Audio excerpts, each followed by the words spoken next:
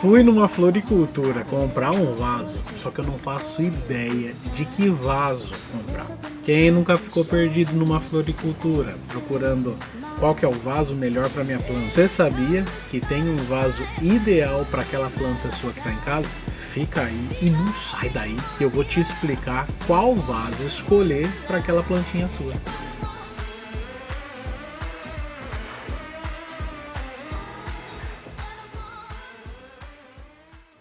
Fala, mestres queridos, aqui é o Caio e hoje eu vou te ensinar a como escolher um vaso. Pensa só, você tem uma responsabilidade, sua plantinha não sabe o que é um vaso, ela não foi projetada para viver em vaso. Você está tirando ela do ambiente dela e trazendo para sua casa. Então você tem que dar uma casinha adequada para ela. O substrato, a terrinha onde ela vai morar, você já sabe, tá aqui aparecendo nos cards como fazer um substrato ideal, por exemplo, para suculenta. Então, já que eu sei manusear o substrato, não faz sentido nenhum eu escolher um vaso, pode ser qualquer coisa. Existem vasos ideais para determinados tipos de planta.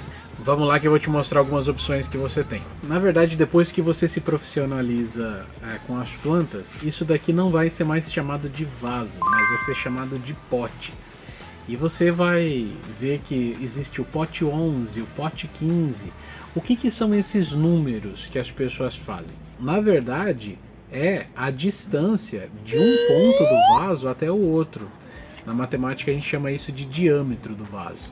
Então, por exemplo, esse daqui é um pote 15, ou seja, a abertura dele, o diâmetro dele é 15. O que a gente compra geralmente numa floricultura são potes ou vasos de plástico. Eles são muito bons, mas o que acontece é que se você deixar um pote ou um vaso desse no sol, ele vai começar a perder a coloração dele e na verdade com o tempo ele vai estragar. Assim eu evito de colocar mais plástico no mundo, que está lotado de plástico já, não é? O ideal do plástico é que, diferente dos potes ou vasos de barro, ele não absorve água, ou seja, você regou, a sua rega ou ela vai ficar armazenada aqui dentro ou vai sair pelos buraquinhos aqui embaixo. Quando você rega esses vasos aqui, você percebe que ele fica molhadinho, mas de repente ele fica seco, porque ele sugou água para dentro dele. Alguns colecionadores de planta, por exemplo, quando eles colocam a plantinha em vaso de barro, eles fazem a rega colocando dentro de um balde. E você vai ver que ali começam a surgir bolinhas por cima. A água está entrando nos poros do vaso. Então, esses vasos de barro, além de ser lindões, você pode usar esses vasos principalmente para suculentas. Por que eu falo isso? Lembra que a gente já falou que suculenta não gosta de água acumulada aqui no substrato?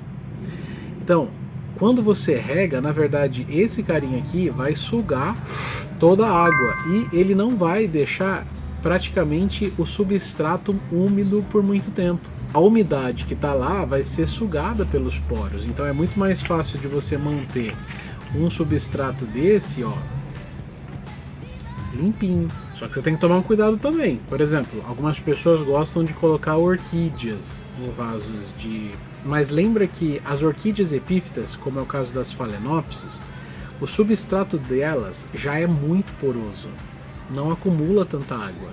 Então se você ficar regando aqui, você tem que lembrar que você vai ter que regar um pouco mais, porque você vai ter que regar o vaso, literalmente, e a planta. Se você só regar um pouquinho, ele vai puxar toda a água e não vai deixar nada para a planta. Então, suas suculentas, por exemplo, elas vão amar esse tipo de vaso. E se você deixar elas expostas também, né, com vasos de barro assim, fica um topzera de arranjo, não fica? Aos vasos de plástico, você não vai ter esse problema. Esses potes aqui evitam, por exemplo, que você regue tanto. Nas minhas matrizeiras, eu gosto muito de usar potes ou vasos gigantões desse naipe. Eu já tentei fazer com vasos gigantões de barro, mas eu percebo que quanto maior o vaso, é claro, mais poros ele vai ter, mais água ele vai reter. Por definição, um vaso, um pote, ele tem que ter esses furinhos embaixo. Mas às vezes quando você vai na floricultura, você vai perceber que nem todos os vasos são assim. Por exemplo, você pode comprar um vaso, por assim dizer, mais trabalhadinho assim para você brincar. Talvez, por exemplo, esse daqui você pode fazer uns cabelinhos aqui com uma suculenta pendente. Ó, ele não tem furo embaixo. Para você que está começando na jardinagem agora, usar um amiguinho desse não é uma boa ideia. Esses potes ou vasos que não tem furinhos na parte de baixo, a gente dá o nome de cachepô.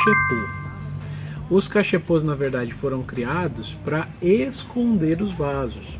Por que esconder os vasos? Você vai perceber que vaso ou os potes, eles são mais simples. Então, se você pegar um cachepô que é um pouquinho mais bonitão, mais trabalhado, você esconde essa parte aqui, o cachepô fica exposto com uma parte bonitona, enquanto a planta fica lá no vaso. Mas, Caio, mesmo os vasos de plástico, eles têm diversos tamanhos. Não tem só o pote 11, o pote 13, o pote 15. Você tem cuias, esse daqui a gente chama de cuia, né? Você tem cuias dessa e você tem vasos que são, né, maiores desse jeito aqui. Quanto mais baixinho for o seu vaso, melhor. Então, você está lidando com uma plantinha bem pequenininha. Qual cuia que você vai usar? Essa daqui ou essa? Prefira essa, porque ele vai ter menos substrato aqui embaixo. Mais fácil vai ser lidar com a planta e menos treta você vai ter.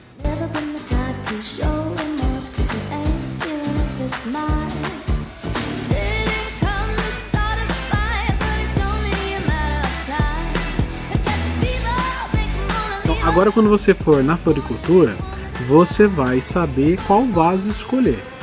Se aquela planta sua, ela gosta de um pouquinho mais de água, um pote ou um vaso de plástico, ela não gosta tanto, um de barro.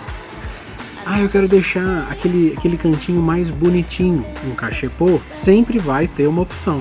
Você já viu aqui nos nossos vídeos, por exemplo, que eu consegui fazer um vaso com um cestinho de prendedor. Então, solta a sua imaginação. Você pode usar qualquer coisa, principalmente nas lojas de conveniência de R$1,99. Você sempre acha uma coisinha que pode dar isso pode ser um bom vaso. Se você está gostando desse vídeo, por favor, gente, além de se inscrever aqui embaixo e curtir para o YouTube mandar para mais pessoas, se inscreve também no meu curso gratuito dos dias 5 e 6 de agosto, Mestre das Suculentas. É de graça, gente, graça, nem injeção na testa. Se inscreva aí, o link está na descrição. E espero que você tenha curtido, querido e querida mestre e mestra. Comenta aqui embaixo qual que é a próxima técnica, a próxima dica ou planta que você quer ver. Mande esse vídeo para mais pessoas e maratona a gente aí. A gente está lançando vídeos praticamente todos os dias para vocês. Um beijão, até a próxima.